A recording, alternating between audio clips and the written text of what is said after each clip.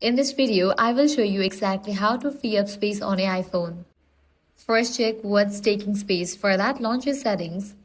Navigate to the option General, click on iPhone Storage. You'll see a list of apps and how much space they use. Scroll down and tap any app you don't use. Either you can offload it or you can delete it. This will save space automatically. Next up, delete large photos and videos. At the top, you're gonna find the section Review Your Videos. Clicking on that, you're gonna find all the large videos. From this list, you can check in for the videos that you don't need. Then click on the option Delete. Next, clear Safari and message data. For that, head back. Now scroll all the way down. At the bottom, you're gonna find the option Apps. Click on that. Search for Safari. Once it appears, launch it. Now scroll down and navigate to the option Clear History and Website Data. You're checking for the option All History. Check in for the option All Profiles.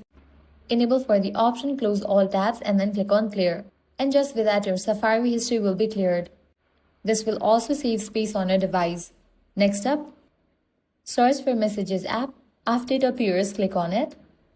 Now scrolling down, you're gonna find this option, Keep Messages. Click on that and set it to 30 days.